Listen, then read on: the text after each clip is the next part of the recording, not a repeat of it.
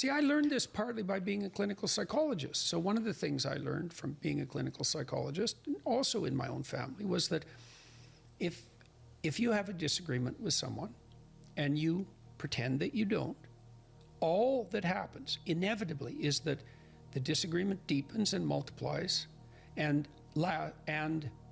extends over a much longer period of time, even forever. Resentment.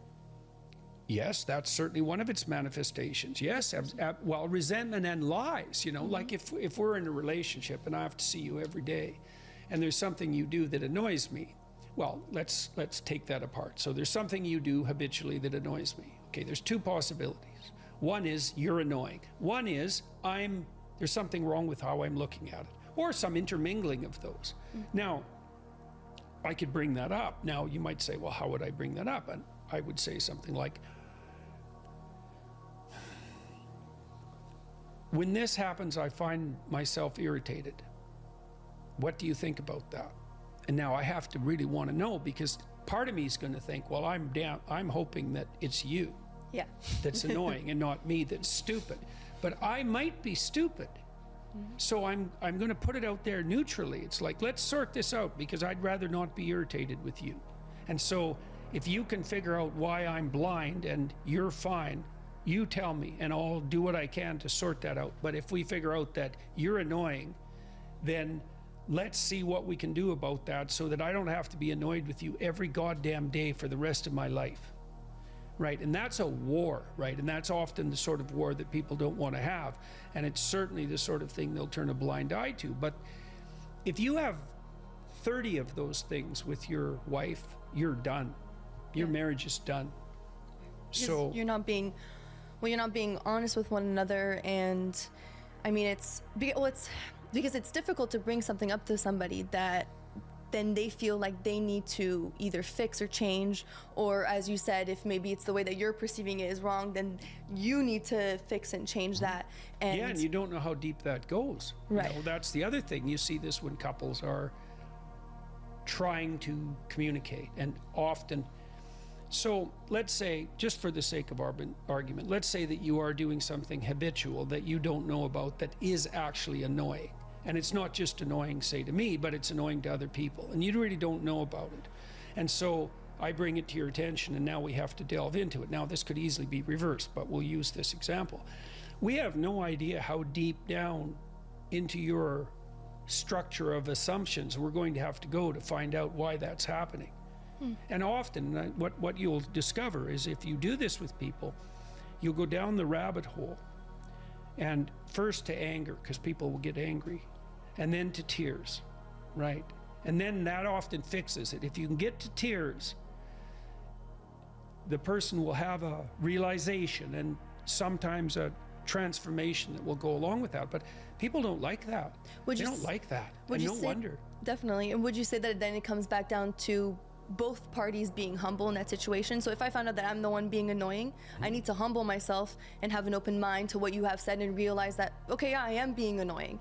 And I know it's embarrassing, but I need to figure it out. Well, yes. Well, and also you do that with a certain kind of clear-headed realization. Like, this is the thing that's...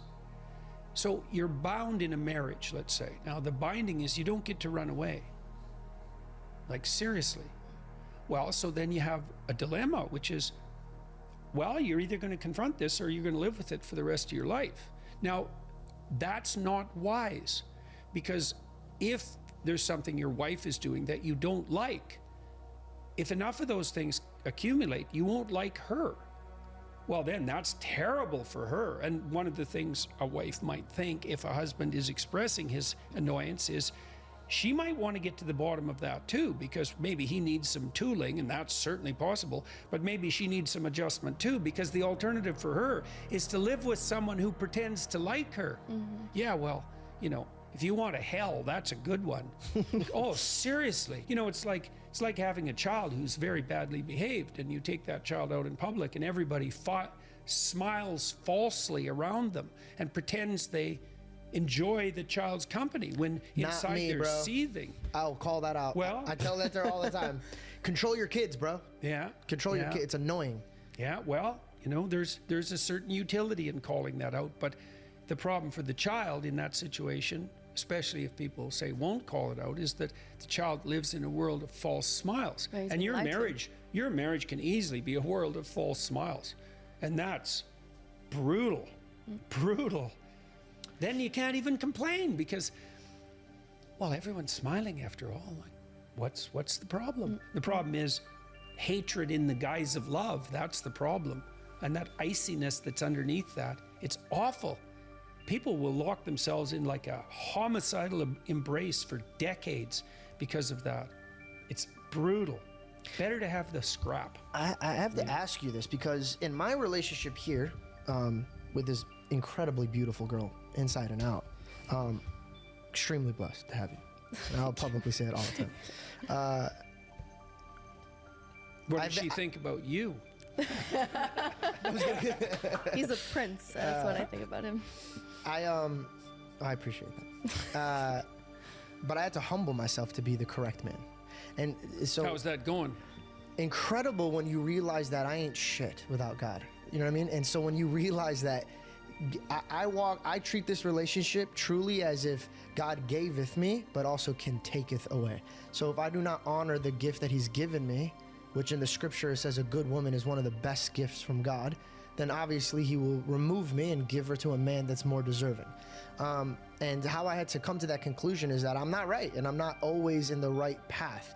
And so that's scary when you love somebody and then you realize that you're bringing them along to hell if you're going the wrong direction. That could get, daunting.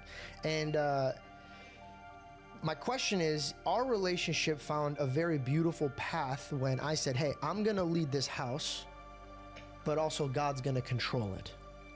So if I'm in the wrong direction and she prays about it, God will open up my eyes and ears and then I'll try to fix it, vice versa. But we have this counseling that we come to the Lord with.